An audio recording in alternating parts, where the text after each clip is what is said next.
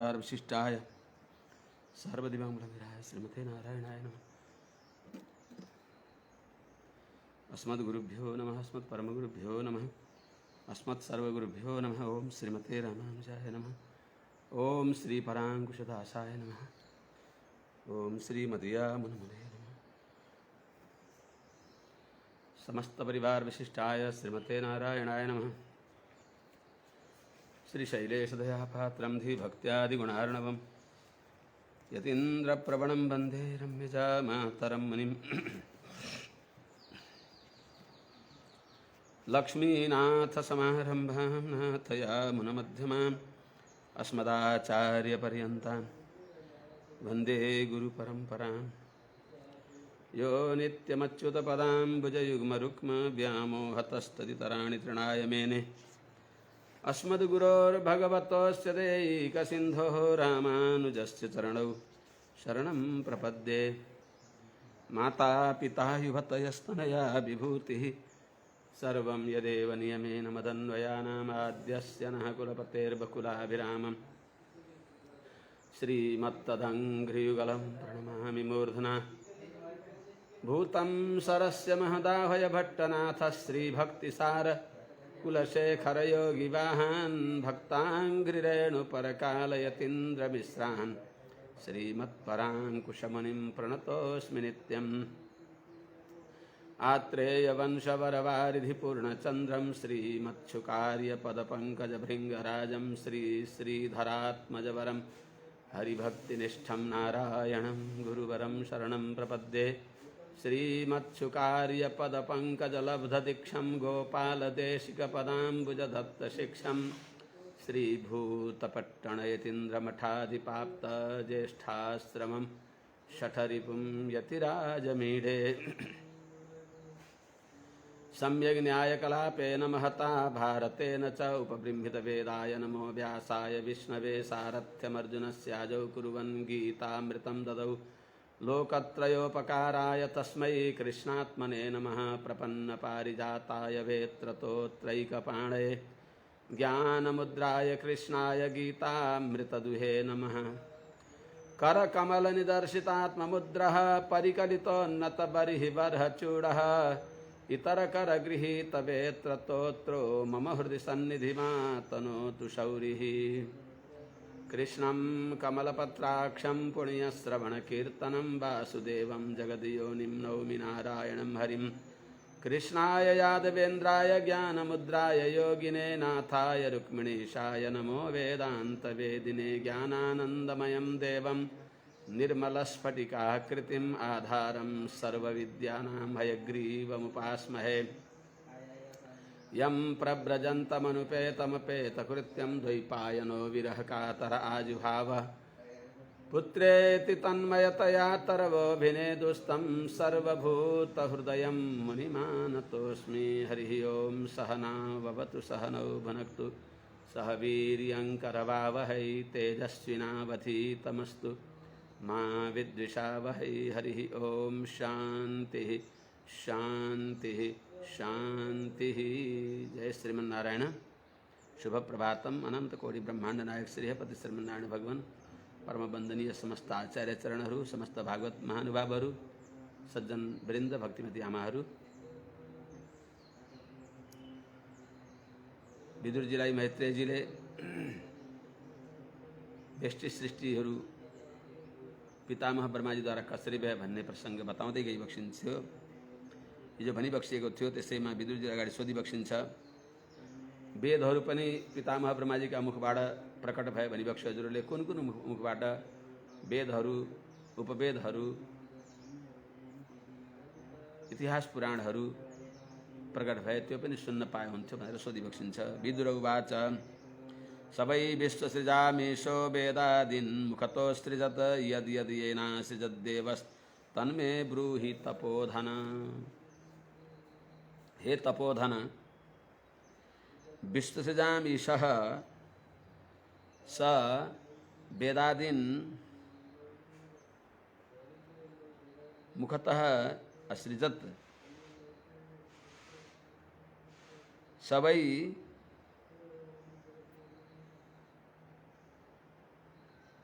येन येन यत यत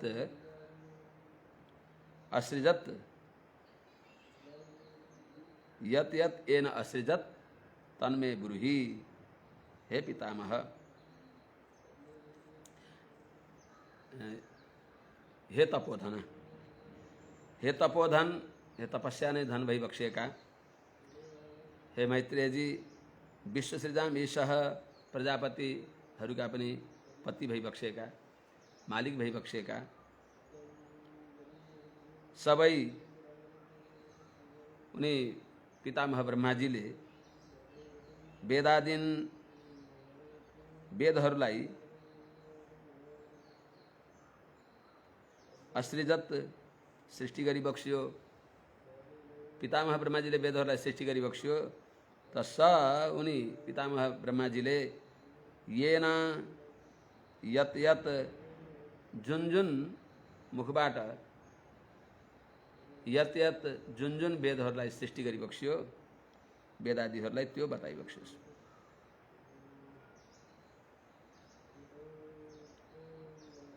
वेदहरूलाई जुन जुन मुखबाट वेदादीन यत यत येन असृजत जुन जुन वेदहरूलाई जुन जुन मुखबाट सृष्टि गरी बक्स्यो त्यो बताइ बक्स्योस्। तन्मे ब्रूहि, हे तपोधन दासलाई बताइ बक्स्योस् भनेर सोधि बक्स्यो। मैत्रेयजी के अरे विदुरजीले मैत्रेयजीले भनी बक्सिन्छ, ऋग्यजु सामाथर्वाख्यान वेदान पूर्वादिभिर्मुखैः शास्त्रमिज्यां स्तुतिस्तोमं प्रायश्चित्तं व्यधात् क्रमात्। हे विदुर जी, क्रमशः ऋग यजु साम अथर्वाख्यान वेदान पूर्वादिभिर्मुखैः असृजत।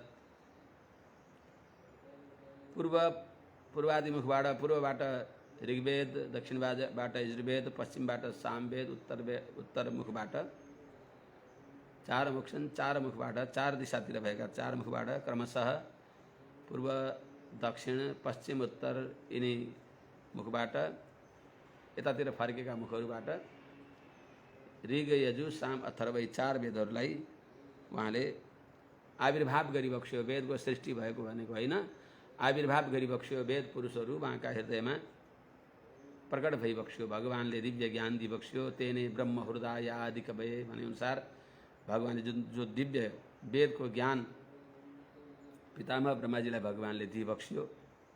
जुन भगवानको श्वास नै वेद हुन्। यस्य निश्वसितम वेदा, नित्य अपौरुषेय भई बक्सिन्छ वेद भगवान।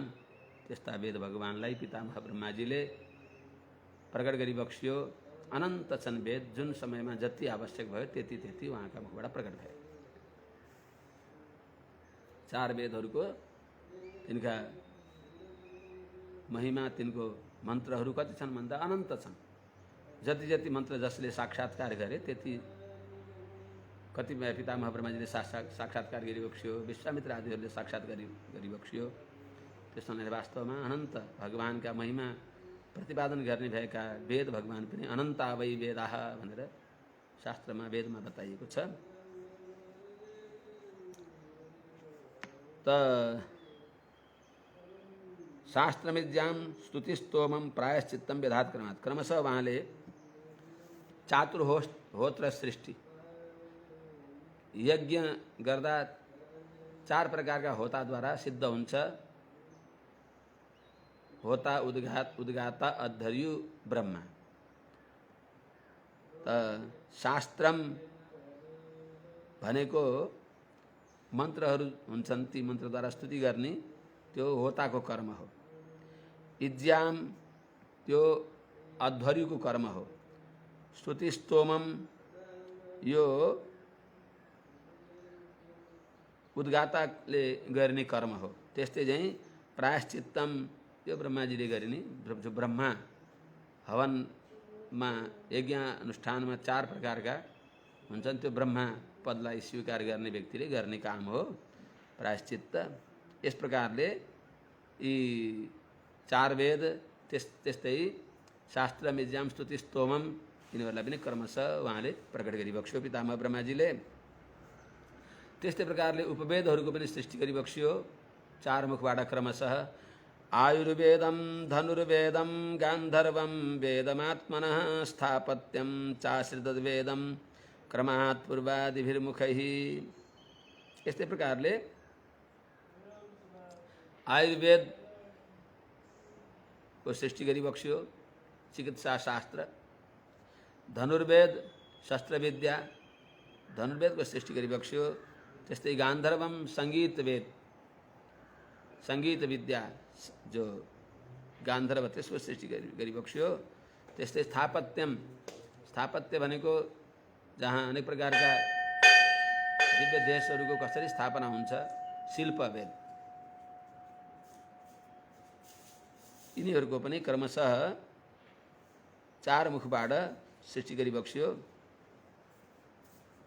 वैद्य विद्या, आयुध शास्त्र विद्या, संगीत विद्या, त्यस्तै स्थापत्य विद्यालाई पनि जो विश्वकर्म शास्त्र हो, विश्व रचना गर्ने अनेक प्रकारका भवनहरू, गोपुरहरू,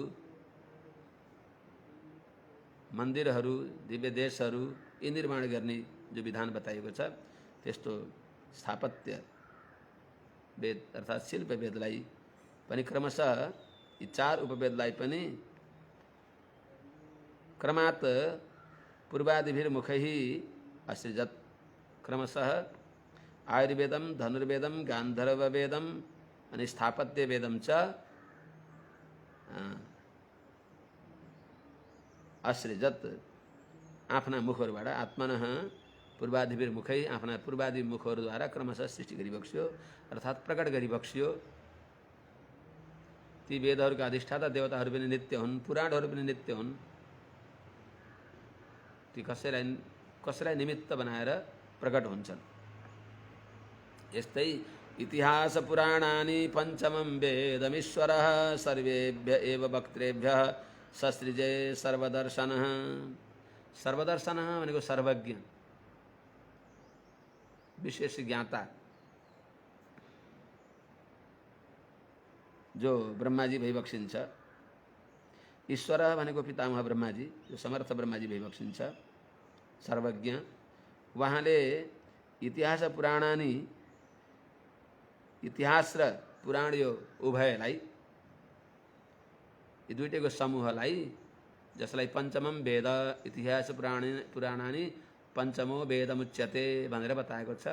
त यी 5औं वेदको मान्यता प्राप्त भएका इतिहास पुराण, जस्तै इतिहासमा श्रेष्ठ श्रीमद् वाल्मीकि रामायण, श्रीमन् महाभारत, त्यस्तै पुराणहरू पनि 18 पुराण, 18 पुराणहरू, यिनीहरूलाई पनि जो पञ्चम वेद हुन् तिनलाई सर्वेभ्य एव वक्त्रेभ्यः ससृजे। सबै यिनी 5औं वेद जो साक्षात वेद का व्याख्यान हुन्, वेद का विस्तार हुन्। इतिहास पुराणाभ्याम वेदम समुपब्रह्मयत, वेद का उपब्रह्मण ग्रन्थ हुन्। यस्ता इतिहास पुराणलाई सबै मुखबाट प्रकट गरी बक्स्यो। षोडशयुक्तौ पूर्ववक्त्रात् पुरुष्यग्निष्टुतावथ आप्तोर्यामाति रात्रौ च वाजपेयम सगोषवम्। अब कर्मतन्त्रहरूको क्रमशः बताइबक्सिन्छ यहाँ। षोडशयुक्तौ पूर्ववक्त्रात् असृजत अथ पुरुष्यग्निष्टुतौ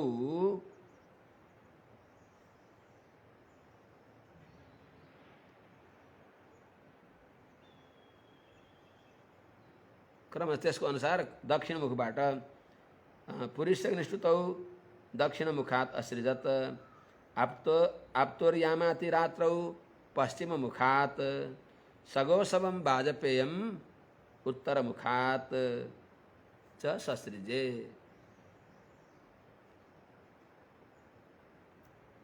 ससृजे सर्वदर्शन त्यही यहाँ पनि ल्याउनु पर्यो। षोडशयुक्तौ पूर्ववक्त्रात् ससृजे असृजत पुरुष्यग्निष्टुतौ अथ त्यस्तै पुरुष्यग्निष्टुतौ दक्षिणमुखात् ससृजे आप्तोर्यामति रात्रौ च पश्चिम मुखात् ससृजे सगोसवं वासवेयं वाजपेयम उत्तर मुखात् असृजत। विद्या दानम तपः सत्यम धर्मस्येति पदानि च। यही बताइए षोडश युक्त में कर्म विशेष यज्ञ अनुष्ठान में गर्ने कर्म विशेष हुन्। त्यस्तै पुरी शयन श्रुतौ यी अग्निचयन आदि हुन्, अग्निष्टोमका कर्महरू हुन्। त्यस्तै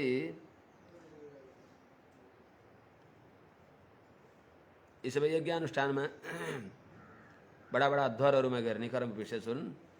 विद्या दानम तपः सत्यम धर्मस्येति पदानि च आश्रमाश्च यथा संख्यम असृजत सहवृत्तिभि।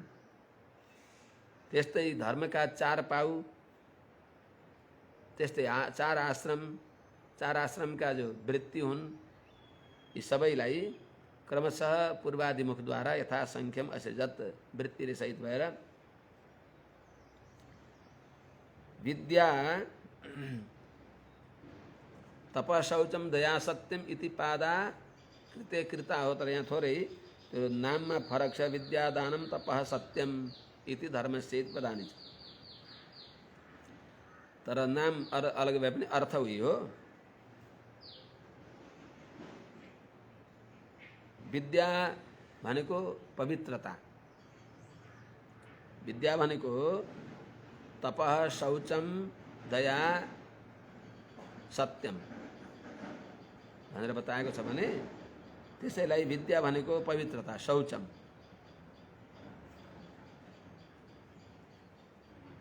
त पवित्रता भनेको विद्या भनेको के हो त? पवित्रता। पवित्र कसरी भन्छ? यो आत्मा ईश्वरात्मक हो। क्षेत्रज्ञस्येश्वरात्मत्वात् क्षेत्रज्ञस्येश्वरज्ञानाद् विशुद्धि परमामता। विष्णु पुराण में बताएको छ। जीवात्मा ईश्वरात्मक हो भन्ने यो जानेसी बल्ल शुद्ध भइन्छ। क्षेत्रज्ञस्येश्वरात्मत्वात् विशुद्धि परमामता। यो जीवात्मा भगवदात्मक हो, सर्वथा भगवान को परतंत्र हो, भगवान को अपृथक सिद्ध विशेषण हो, भगवान के दास हो, भगवान के लागी हो। अर्थात रहस्य अर्थ में ज्यादा भगवत भागवत आचार्य मुखोल्लास को लागि नै चेतन हो, जीवात्मा हो। यो ज्ञानले बल्ल शुद्धि हुन्छ। त्यसैले त्यस ज्ञानलाई, त्यस विद्यालाई विद्या भनेको। विद्या भनेको शौचम, पवित्रता। त जीवात्मालाई ईश्वरात्मक म हुँ भन्ने ज्ञानले शुद्धि हुने हुनाले विद्या भनेको शौचम। त्यस्तै दया बताएको छ यहाँ। दानम भनियो, दानम भनेको दया हो। जीवाभय प्रदानस्य न कुर्वीरन कलामपि भनेको हुनाले अभय प्रदान गर्नु। त दया भनेको, दानम भनेको अभय दान। सबभन्दा ठुलो दान भनेको अभय दान हो। त्यो दानमको अर्थ दया।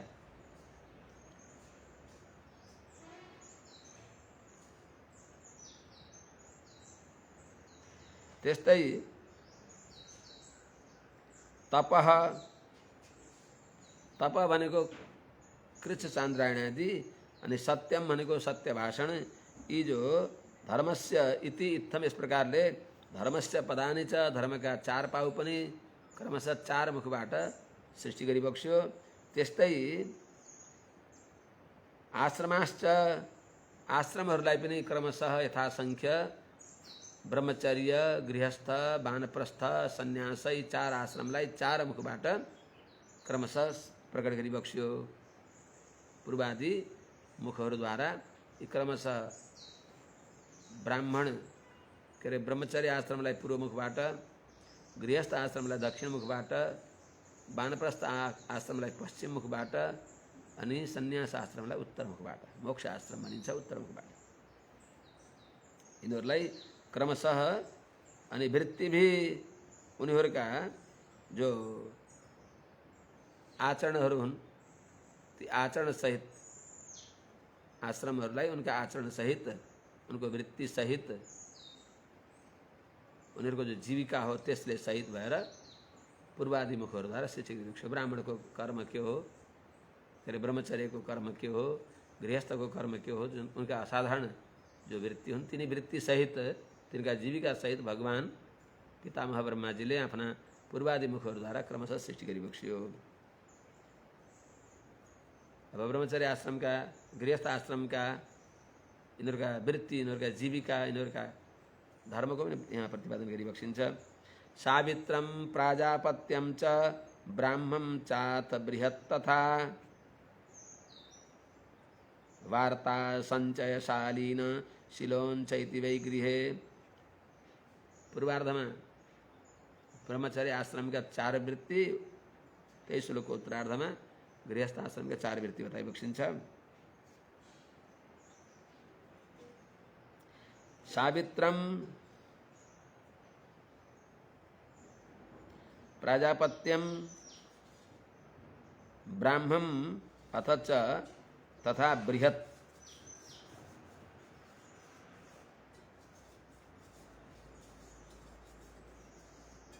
ये ब्रह्मचर्य का 4 अनि अथ गृहे वार्ता संचय शालीन शिलोञ्चैति वै असृजत्। पितामह ब्रह्माजी ने उनका वृत्ति ब्रह्मचर्य आश्रम में सावित्रम अर्थात उपनयन गरेर गायत्री को अध्ययन गर्ने, त्रिरात्रि पर्यन्त आचार्य सन्निधिमा रहेर ब्रह्मचर्य को पालन गर्ने, यसलाई सावित्र भनिन्छ। प्राजापत्यम व्रतहरूलाई आचरण गर्दै 1 वर्ष पर्यन्त रहनुलाई प्राजापत्य भनिन्छ। त्यस्तै ब्राह्मण वेद ग्रहण गर्ने पर्यन्त, वेदाध्ययन पर्यन्त रहनेलाई त्यसलाई ब्राह्मण भनिन्छ। अनि अथ च तथा त्यस्तै बृहत्, बृहत् भनेको यावत जीव नैष्ठिक रहनु, नैष्ठिक ब्रह्मचारी।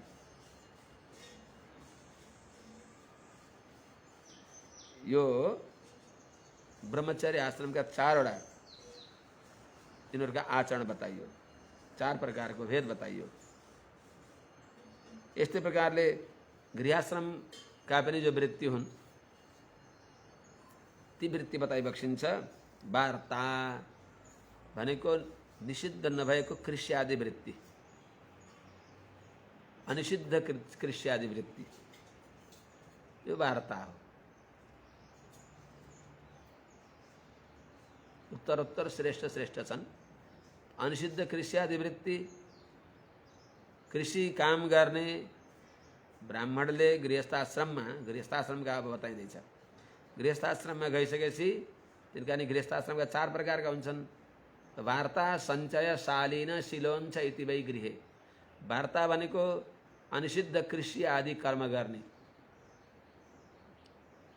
नसोमरेका गोरु राख्ने, तिनीहरूलाई गजबसँग खूब पर्याप्त खाना दिने, मुखमा कसैले त्यो आजकल यही कोरोनाले मुखाम बुझो लाए चाहिँ त्यस्तो बुझो लाएर जोत्छन्, त्यस्तो नलाउने,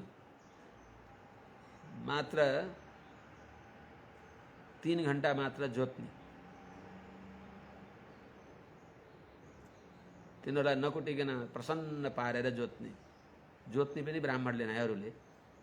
यस प्रकारले अनिषिद्ध जो कृषि हो, जो भगवानलाई भोग लाग्छ त्यस्तो खेती गर्ने, भाङ धतुर गाँजा सुर्ती आदिको खेती नगर्ने,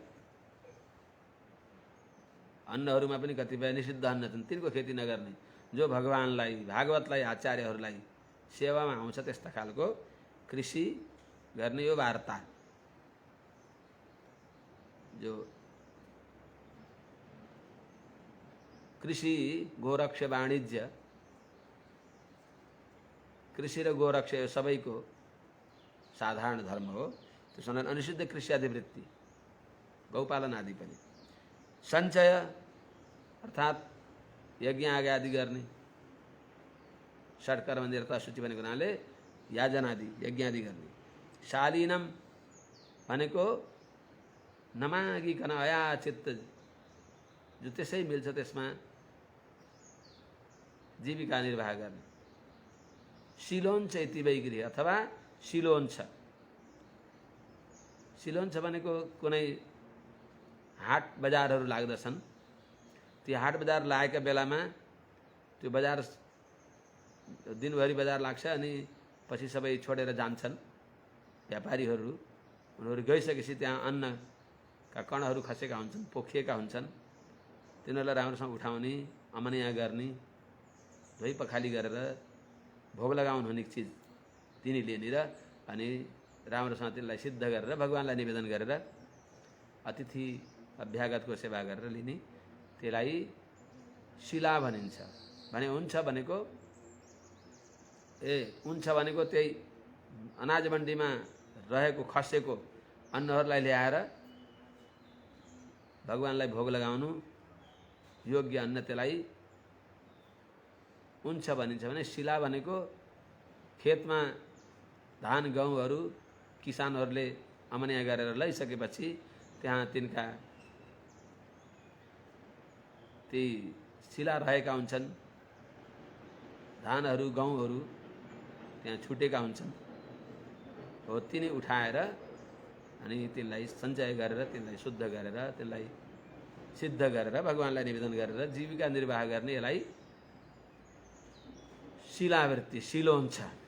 शिला खोज्नु र शिला खोज्नु भन्छन्। पहिले हामीहरू साना हुँदा पनि त्यस्तो खेतबाट धानहरू लैसकेपछि मधेसमा प्रशस्त छुटेको हुन्थ्यो, त्यो चयन गरिन्थ्यो, त्यसलाई शिलावृत्ति भनिन्छ। भने अनाज मण्डीहरूमा हाट बजारहरूमा बोराहरू धान चामलका गहुँका बोराहरू राखेका हुन्छन्, त्यहाँबाट बिक्री वितरण गरिसकेपछि सबै बजार उठेपछि त्यहाँ खसेको हुन्छ, त्यसलाई राम्रो भोग्य योग्य वस्तु ल्याएर अनि त्यसलाई भगवान्लाई निवेदन गर्न योग्य बनाएर अनि सबै अतिथि सेवा गरेर लिनुलाई त्यसलाई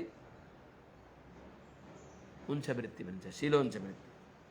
यस प्रकारले यी जीविकाहरू गृहस्थ आश्रममा रहनेवालाहरूका यी 4 प्रकारका वृत्तिहरू छन्, जीविका छन्।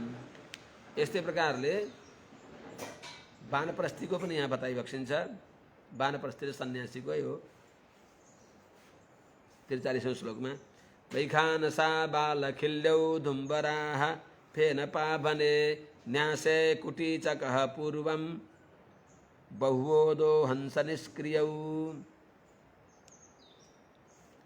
वैखानसा अर्थात वैखानसः बालखिल्याः औदुम्बराः फेनपाः बने। यिनीहरूका बने भनेको वानप्रस्थीहरूका बने स्थित वानप्रस्था। ये जो वानप्रस्थ छन् तिनीहरूका वैखानस बालखिल्य उदुम्बरा फेनपा। त्यस्तै न्यासे सन्यास आश्रममा रहेकाहरूको कुटीचकः पूर्वम बहुवदो हंस निष्क्रिय। न्यासे तत्र कुटीचकः बहुवदः हंस निष्क्रिय।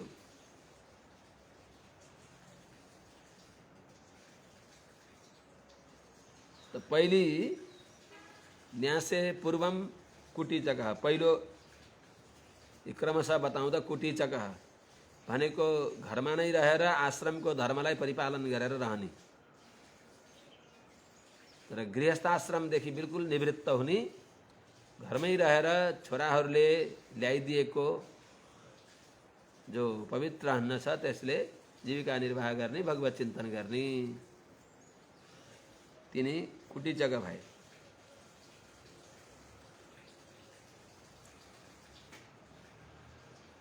कुटीचकः बहुहदः अर्थात ज्ञान प्रधान, हंस भनेको ज्ञानको अभ्यास गर्ने प्रधान, निष्क्रिय भनेको सबै कसैसँग राग द्वेषले रहित भएर हिंसादि रहित भएर अर्थात विरक्त जो परमहंस, हंस भनेको हंस परमहंस, त्यसैलाई हंस हंस भनेको अर्को निष्क्रिय भनेको परमहंस। यस्ता प्रकारले जो निष्क्रिय भनेको प्रवृत्ति धर्मको परित्याग गरेर भगवत चिन्तनमा परायण, सबै कर्म परित्याग गरे त त्यो काम्यानाम कर्मणाम न्यासम सन्यासम कवयो विदु भनेर बताएको हुनाले काम्य कर्मको सर्वथा परित्याग गरेर भगवत प्रीतिको लागि भगवानको ध्यान गर्ने, सात्विक शास्त्रको चिन्तन गर्ने, यी यस प्रकारले सन्यास आश्रमका पनि चारवटा वृत्ति जीवन निर्वाह गर्ने चार प्रक्रिया बताइयो। उत्तरोत्तर श्रेष्ठ श्रेष्ठ छन् यिनीहरू पनि। यस्तै प्रकारले आन्वीक्षिकी त्रयीवार्ता दण्ड नीति यिनी पनि असृजत भन्ने सम्झन पर्यो। क्रमशः यिनी चार आश्रम सृष्टि गरेर चार आश्रमका वृत्ति पनि पितामह ब्रह्माजीले पूर्व दक्षिण पश्चिम उत्तर मुखबाट क्रमशः सृष्टि गरिबक्स्यो। आन्वीक्षिकी त्रयीवार्ता दण्ड नीति तथैव च एवं व्याहृतयश्चासन् प्रणवो ह्यस्य दहरतः। एवं यस्तै प्रकारले पितामह ब्रह्माजीका विविध अङ्गदेखि आन्वीक्षिकी त्रयी वार्ता दण्डनीति तथैव च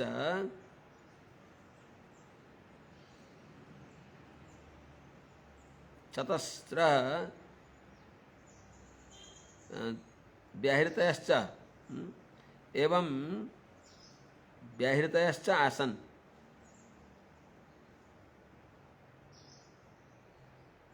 अस्य हि दहरतः प्रणवश्च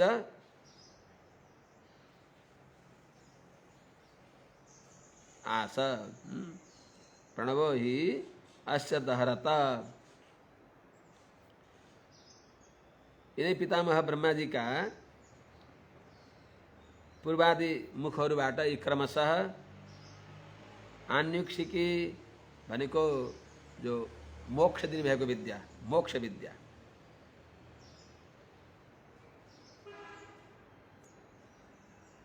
आत्मा अनात्माको विवेक हुने भएको जो मोक्ष जसको फल मोक्ष हो त्यस्तो मोक्ष विद्या।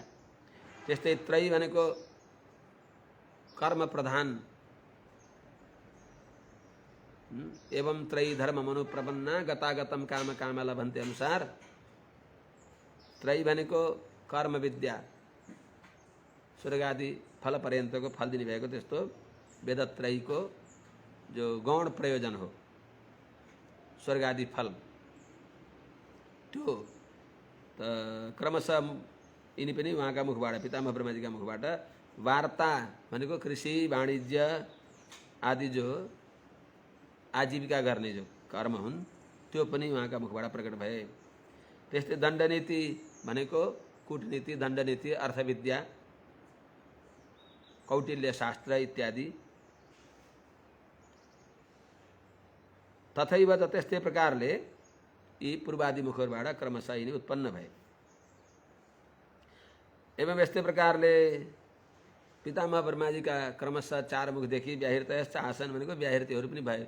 चार मुखबाट भए भनेपछि व्याहृति त भूर्भुवः स्वः तीनटालाई व्याहृति भनिन्छ, तर वेदमा त्यो पनि बताएको छ कि ओम भूर्भुवः स्वः इति तिस्रो व्याहृतयः भनेर बताउँदै गएर भूर्भुवः स्वः इति एतास्तिस्रो व्याहृतयः तासा मुहस्मैतां चतुर्थीं महाचमस्य प्रवेदयते मह इति तद् ब्रह्म स आत्मा अंगान्यन्या देवता इत्यादि तैत्तिरीय उपनिषद में शिक्षावली आदि में बताया हुनाले महलाई लिएर चार व्याहृति हुन्छन्। त चार मुखबाट क्रमशः पूर्वादिवीर मुखै व्याहृतय शासन पूर्वादिमुखदेखि व्याहृति पनि भयो भनेपछि भूर्भुव स्वः मह यी चार व्याहृति पितामह ब्रह्माजीका चार मुखदेखि क्रमशः प्रकट भए।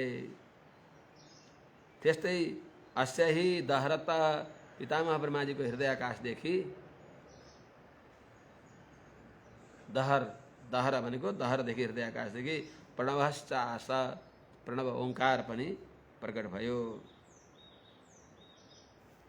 तस्योष्णिगाशिल्लोमभ्यो गायत्री चत्वचो विभो त्रिष्टुं मांसात् स्नुतो नुष्टुप जगत्यस्नः प्रजापते। ऐसे प्रकार ले प्रजापते पितामह ब्रह्मा जी का लोमभ्य उष्णिक आसित तस्य विभो प्रजापते लोमभ्य उष्णिक आसीत तस्य प्रजापते त्वचः गायत्री च आसीत तस्य विभो प्रजापते मांसात्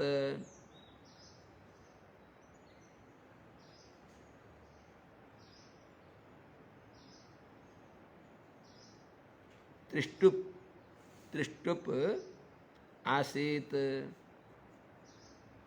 तस्य प्रजापते स्नुतः अनुष्टुप आसीत तस्य प्रजापते अस्थनः जगति आसीत।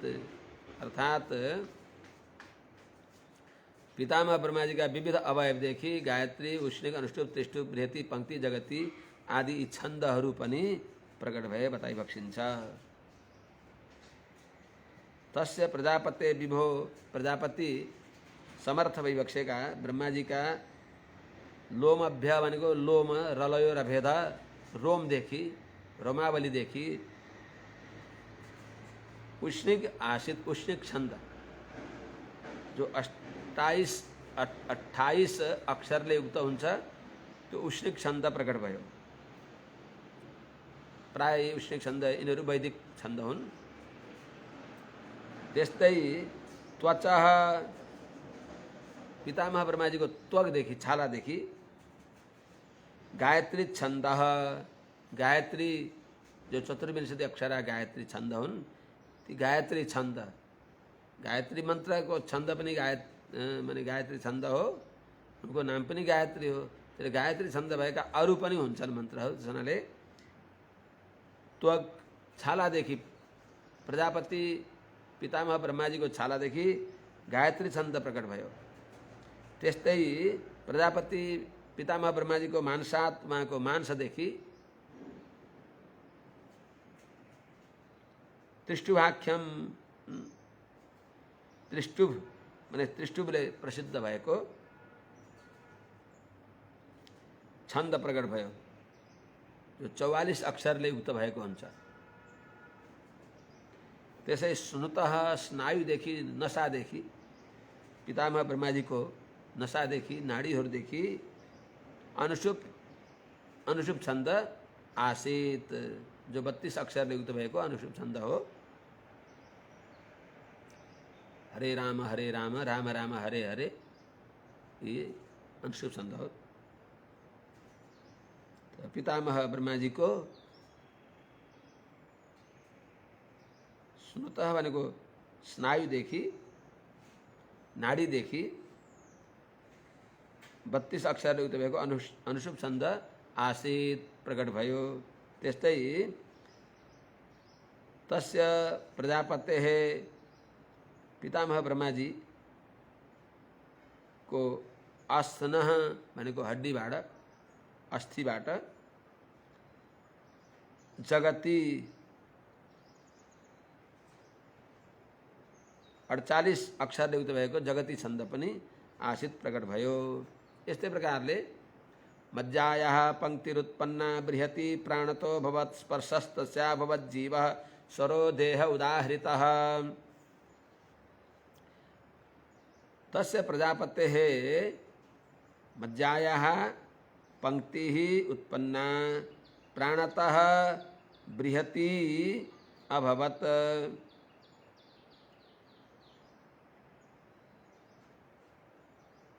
तस्य स्पर्शः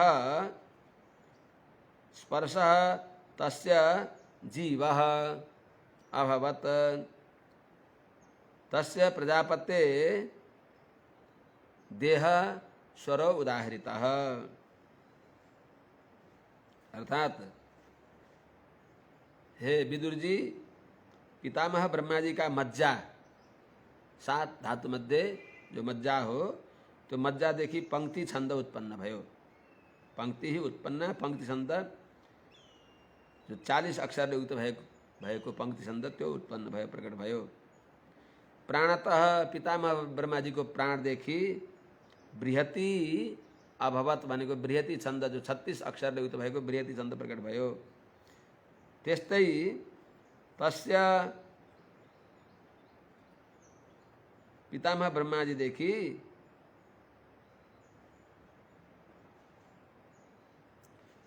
ब्रह्मा जी को जो तस्य जीवः स्पर्श अभवत्। स्पर्श तस्य जीव अभवत्। जो स्पर्श भनेको कादयो मावसाना स्पर्श कदेखि मकार पर्यन्तका जो 25 अक्षर हुन्, यो वर्ण समुदाय पितामह ब्रह्मा जी को जीवबाट प्रकट भयो। जीव अभवत भनेको जीवबाट प्रकट भयो। त्यस्तै तस्य देह स्वर उदाहृत। अर्थात पितामह ब्रह्मा जी को देह जो छ, देह देखि स्वर प्रकट भयो, अर्थात देह स्वर भयो।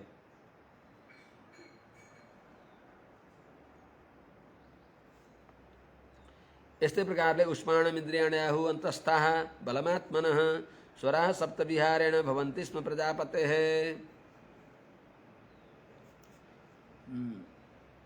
सल उष्माण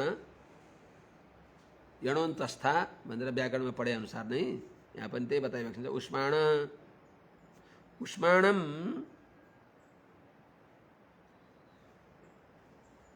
आत्मनः इन्द्रियाणि आहु अंतस्था आत्मनः बलम आहु तथा प्रजापतेः विहारेण सप्तस्वराः भवन्ति स्म। अर्थात हे विदुर जी, आत्मनः पितामह ब्रह्मा जी देखी ब्रह्मा जी का, आत्मनः भनेको पितामह ब्रह्मा जी का इन्द्रियाणि इन्द्रियहरू उष्माणम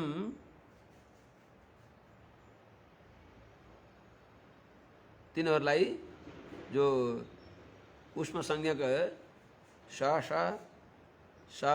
सह यी जो छन् यिनलाई उष्माणम आहु। अर्थात इन्द्रियदेखि पितामह ब्रह्मा जी का इन्द्रियदेखि उष्म संज्ञक वर्णहरू प्रकट भए, यसको अर्थ। त्यस्तै आत्मनः पितामह ब्रह्मा जी को जुन बलम भनेको बललाई अन्तस्था आहु, अर्थात बलदेखि अन्तस्थ वर्ण जो य व र ल यण अन्तस्था यी प्रकट भए भनेर भन्दछन्। त्यस्तै प्रजापति पितामह ब्रह्मा जी को विहारेण भनेको क्रीडाद्वारा, उहाँको खेलमा सप्तस्वरा भवन्ति स्म। सप्तस्वरहरू षड्ज ऋषभ गान्धार मध्यम पंचम धैवत निषद आदि गरिएका सप्त स्वरहरू पितामह ब्रह्मा जी का विहारद्वारा क्रीडाद्वारा प्रकट भए भनेर बताउँदछन्। शब्द ब्रह्मात्मनस्तस्य व्यक्ता व्यक्तात्मनः परः ब्रह्म बभाति विततो नाना शक्ति विबृंहितः।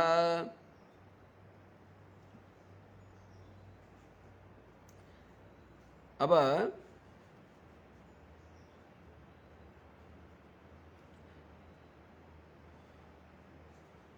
व्यक्ता व्यक्तात्मनः शब्द ब्रह्मात्मनः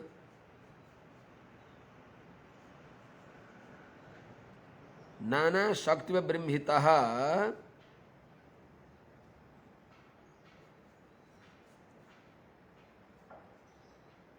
तस्य परब्रह्म विततः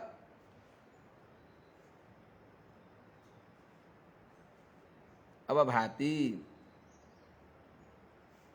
हे विदुर जी, अर्थरूप भय का ब्रह्म पितामह ब्रह्मा जी देखी।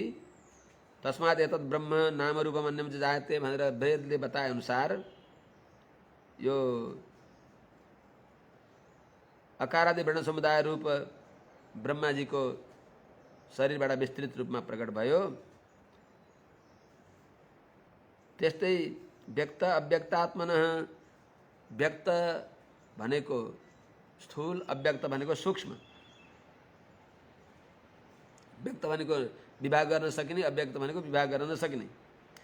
अर्थात् स्थूल सूक्ष्म स्वरूप भएका पितामह ब्रह्माजीका शरीरमा पनि चतुर्विंशति तत्त्वको सम्भव हुने हुनाले उहाँलाई व्यक्त र अव्यक्त रूपले यो व्यवहार गरिन्छ।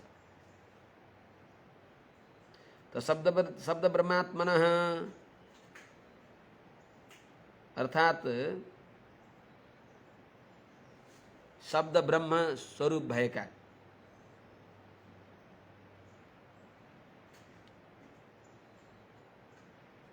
त्यस्ता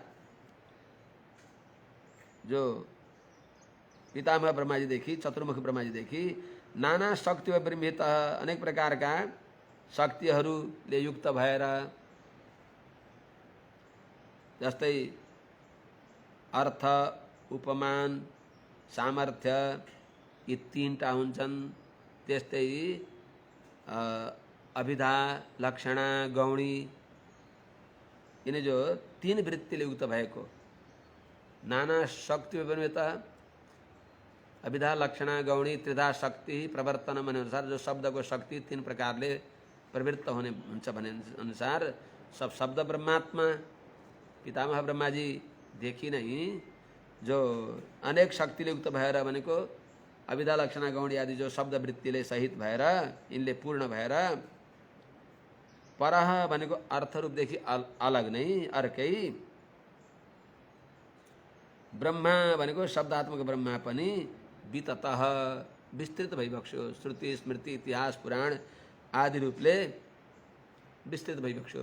प्रकृति, प्रत्यय, पद, पद प्रकृति प्रत्यय, लिंग इत्यादि रूपले प्रकृति, प्रत्यय, पद, वाक्य आदि रूपले, भाषा रूपले विस्तृत भएका, विस्तृत रूपले प्रकाशित भइबक्स्यो। उनै पितामह ब्रह्माजीका शरीरबाट यी विविध अवयवहरू प्रकट भए। ततो परामुपादाय ससर्गाय मनोदधे ऋषीणां भूरिवीर्याणाम् अपि सर्गम विस्तृतम्। स ततः अपराम् उपादाय सर्गाय मनः दधे।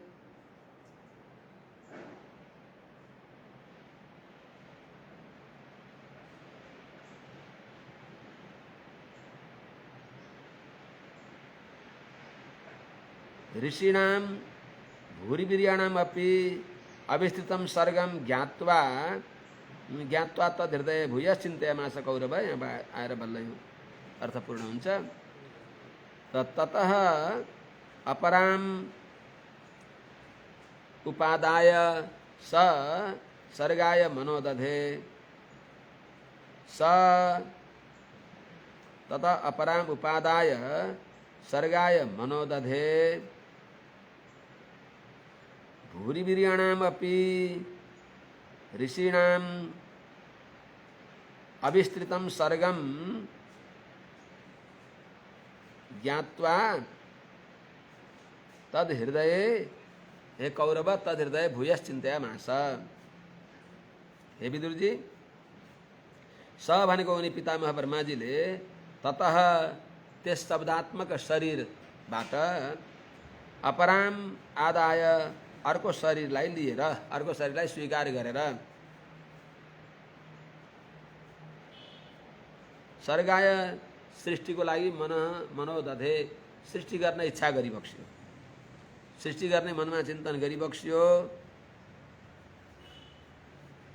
त ती कुन शरीर हुन् त? अपराम आदाय अरू शरीरलाई लिएर सृष्टि गर्न इच्छा गरिबक्स्यो, ती शरीर के हुन् त? अर्थात् ऋषिणाम, जो ऋषिहरू हुन्, मरिचि, अत्रि, अंगिरा, पुलस्त्य, पुलह र कर्दु आदि, यी ऋषिहरूको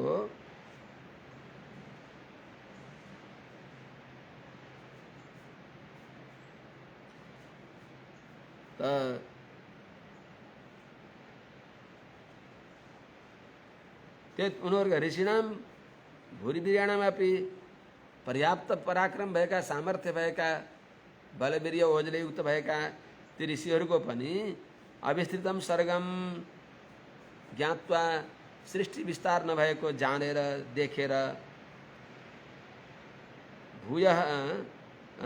भूयः तद हृदय चिन्तयामास। तद हृदय, पितामह ब्रह्माजीले आफ्नो हृदयमा, अर्थात् कहीँ कहीँ तद वृद्धय, यो सृष्टि वृद्धिको लागि पितामह ब्रह्माजीले कसरी सृष्टि हुन्छ भनेर फेरि मनमा चिन्तन गरिबक्स्यो, विचार गर्न लागिबक्स्यो। कसरी विचार गरिबक्स्यो? अहो अद्भुतमे तन्मे व्यापृतस्यापि नित्यदा, न हे धन्ते प्रजा नूनं दैवमत्र विघातकम्। अहो अद्भुतम, एतत् अद्भुतम में बड़ा आश्चर्य को कुरा हो। नित्यदा व्यापृतस्य अपि, नित्यदा व्यापृतस्य अपि मे प्रजा नहीं यधन्ते। अतः दैवम अत्र विघातकम, नूनम दैवम अत्र विघातकम। अहो अद्भुतम एतत्, यो बड़ा आश्चर्य को कुरा हो, जो कि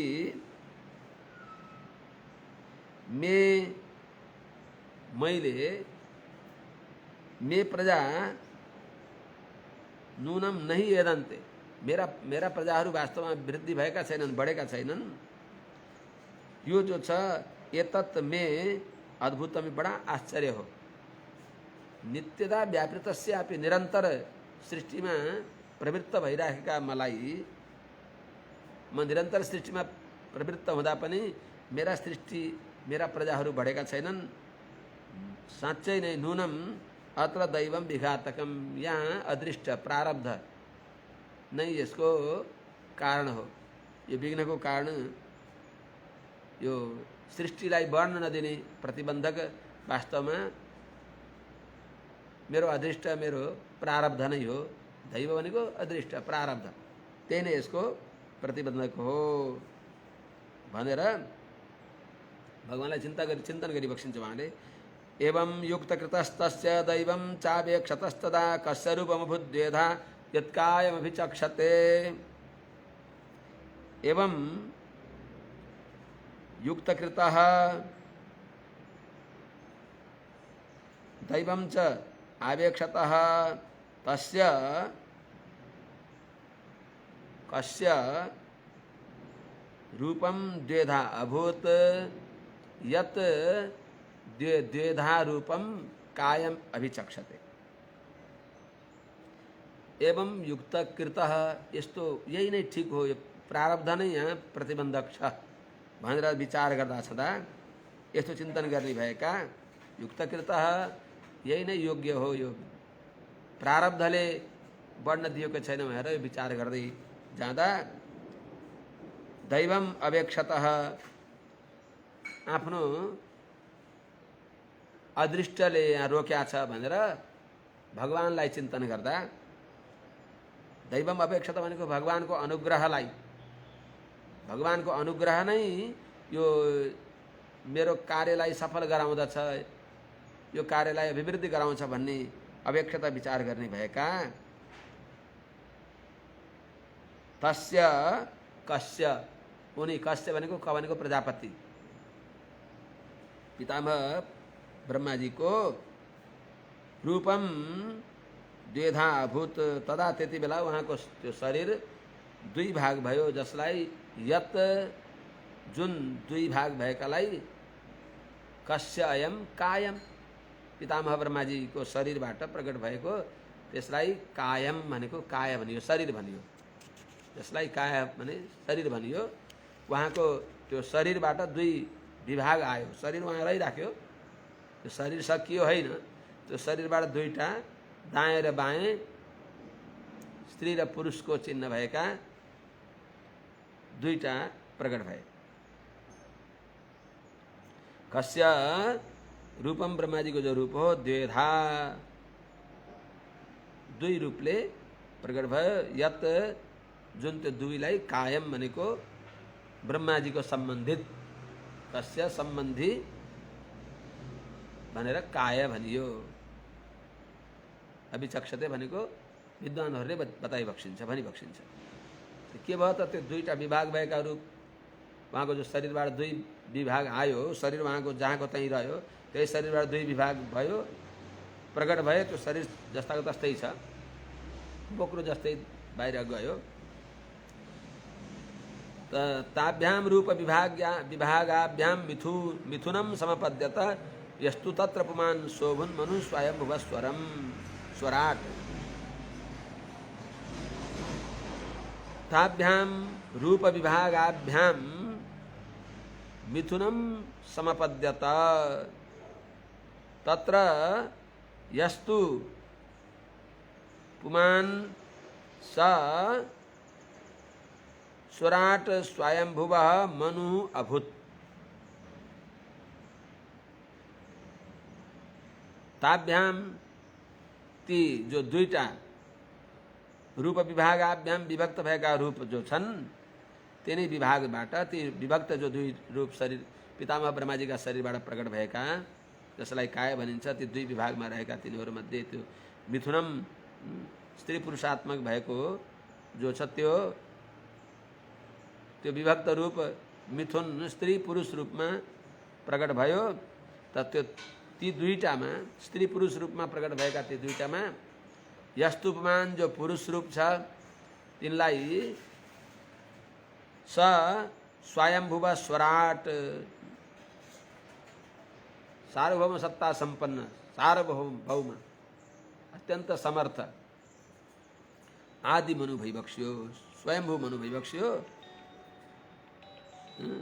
स्वराट मनु अभूत, वहाँ नै स्वयंभू मनु भैबक्ष्यो। स्वयंभू पितामह ब्रह्माजी, स्वयंभू पितामह ब्रह्माजीका शरीरबाट उत्पन्न भएका स्वयंभुव, उहाँलाई मनु भनियो। अनि स्त्रीको भैबक्ष्य, स्त्री आसीत् क्षतरूपाख्या महिष्यस्य महात्मनः, तथा मिथुन धर्मेण प्रजा हेधां बभूविरे। या स्त्री शतरूपाख्या अस्य महात्मनः महिषी आसीत्, तदा प्रभृति प्रजाः मिथुन धर्मेण मिथुन धर्मेण ही एधाम बभूविरे। हे विदुर जी, ती दुई जो द्वंद्व स्त्री पुरुष रूपी जो दुईटा छन्, ती मध्ये या स्त्री जो स्त्री भइबक्सिन्छ, उहाँ शतरूपा मूल प्रकृति शतरूपा भइबक्सिन्छ। भगवती महालक्ष्मीकै कृपाबाट शतरूपा एउटी मूल प्रकृति प्रकट भइबक्स्यो, जसलाई शतरूपा भनिन्छ, अनेक रूप धारण गर्ने भएकी। यिनै शतरूपालाई मुसलमानहरूले अप्पा भन्छन्। अप्पा, शतरूपा, हतरूपा, हरूपा हुँदै हुँदै हप्पा भने हुँदै हुँदै उनीहरूलाई हप्पा भन्छन्। अनि आदि मनु महाराज जो आदि मनु स्वयम्भू मनु जो भइबक्स्यो उहाँहरूलाई नै उनीहरूले आदि मनु भन्दा भन्दै आदम बाबा भन्छन्। त सबैका मनु मानव सृष्टिका मूल श्री शत्रुपा महारानी र मनु महाराज भइबक्सिन्छ स्वयम्भू मनु। यो सृष्टिले के बतायो त? पितामह ब्रह्माजी भगवानका नाभि कमलदेखि प्रकट भइबक्स्यो। पितामह ब्रह्माजीको शरीरदेखि अनादि सिद्ध जो प्रकृति र पुरुष भइबक्सिन्छ। त प्रकृति र पुरुष रूपमा शत्रुपा महारानी प्रकृतिको प्रतीक, पुरुषको प्रतीक मनु महाराज उहाँ प्रकट भइबक्सियो। अनि मनु महाराजदेखि मनुहरूको सृष्टि भएको हुनाले हाम्रा मूल कारण भगवान, मूलमी विष्णु र भगवान। त्यस हुनाले यो सृष्टिको प्रक्रिया सम्बन्ध ज्ञान गराउनको लागि हो। त या स्त्री जो स्त्री भइबक्सिन्छ उहाँलाई शत्रुपा भनिन्छ। शत्रुपा आख्या शत्रुपा रूपले प्रसिद्ध भइबक्सियो। जो महात्मन अस्य महिषी आसीत, महात्मा परम भागवत परम वैष्णव मनु महाराज यद्वै मनुरवत तद भेषजमिति भनेर बताएको छ शास्त्रले, वेदले भन्छ। मनु महाराजले जो बनिबक्स्यो त्यो नै वास्तवमा सबै मनुष्य मात्रको लागि, प्राणी मात्रको लागि हितकर हुन्छ भनेर बताएको हुनाले यो मनुस्मृति अत्यन्त महत्त्वपूर्ण, मानव जातिको लागि अत्यन्त हितकर शास्त्र, राजनीति धर्मनीति सबै नीतिले युक्त भएको मनुस्मृति रचना गरिबक्स्यो, जसले सबैलाई विधि निषेधका परिधिभित्र राखेर दानवबाट मानव बनाउँदै नरबाट नारायण जस्तो बनाउनको लागि उपदेश दिबक्स्यो। उहाँहरूद्वारा जो त्यस्ता मनु महाराजकी पत्नी शत्रुपा भइबक्सिन्छ, त्यस्तै शत्रुपा उहाँकी पत्नी भएपछि तदा त्यस दिनदेखि मिथुन धर्मेण प्रजा हि एधाम बभुविरे, अर्थात् स्त्री पुरुषबाट प्रजाहरू बढ्न थाले। सचापि शतरूपायां पञ्चपत्यान्यजी जनत प्रियव्रतोत्तानपादौ तिस्रः कन्याश्च भारत आकुतिर्देवहूतिश्च प्रसूतिरिति सत्तम। हे भारत, हे भरतवंशी, हे विदुर जी, सचापि ती स्वयंभू मनु पनि, सचापि स स्वयंभू मनु अपि ती मनु पनि शतरूपायाम आफ्नी पत्नी शतरूपामा, मनुदेखि शतरूपामा